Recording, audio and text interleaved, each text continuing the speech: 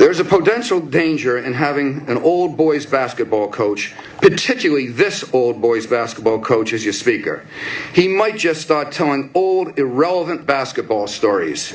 Well, here goes. Here's an old, though I hope not, irrelevant basketball story for you. It involves Coach Robert Montgomery Knight, otherwise known as Bobby Knight.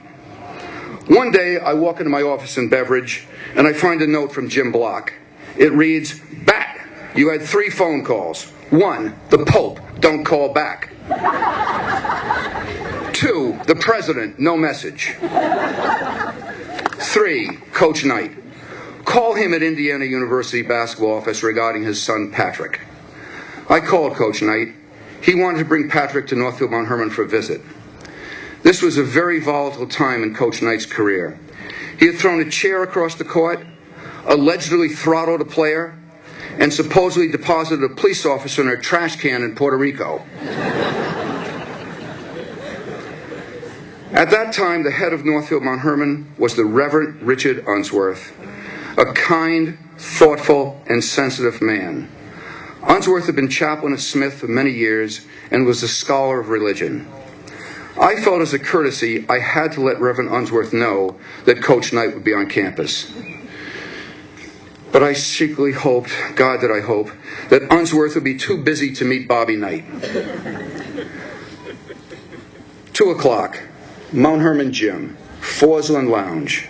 Coach Knight and Pat arrived, both resplendent Indiana red. 2:01, Dick Unsworth arrived looking like $1 million in a gorgeous suit. I thought, Clash of the Titans. Instead, it was like A-Rod meeting Madonna for the first time.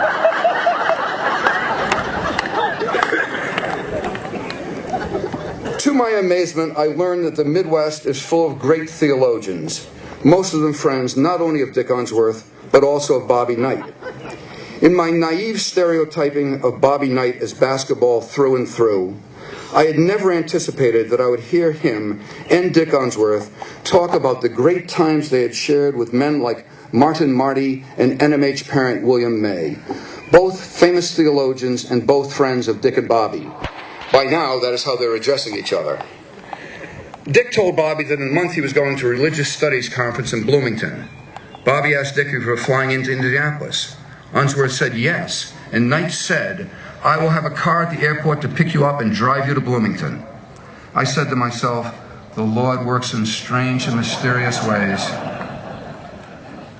Dick and Bobby shook hands, and then my team arrived, ready to scrimmage with Patrick. Current NMH boys basketball coach John Carroll was the star of my team. As he got on the court, he announced to the world that every time he touched the ball, he was going to shoot a 3. To which I responded, "John, what's new?" Michael Mayer, okay? Now Indiana had just been eliminated from the NCAA tournament on a last-minute play involving inbound strategy. The wound was still bloody for Coach Knight, and I was happy to leave it alone. Not so my 5'7" point guard, Eric Zippy Zimmerman. First, Zippy asked Coach Knight why he employed the strategy he did. Coach Knight's facial coloration moved 5 shades in the direction of his Indiana red sweater. But he explained his decision to Zippy in a respectful manner. But Zippy wouldn't let it go. Next, he told Coach Knight what he should have done. Coach Knight's face shot beyond red. Now, I don't know exactly what happened next, but I do know that Zippy was 5'7" and Coach Knight 6'4". And by some magical process, they were staring at each other, eyeball to eyeball. Either Coach Knight had bent over to Zippy's level, or Zippy had, shall we say, levitated to Coach Knight's. But I do remember Coach Knight's words. "Zippy, you can question my strategy, but never tell me how to coach my team." Somehow, in 2 minutes, Coach Knight had taught Zippy more than I, in 2 years, had ever been able to get across to him. I know you're scared, but that's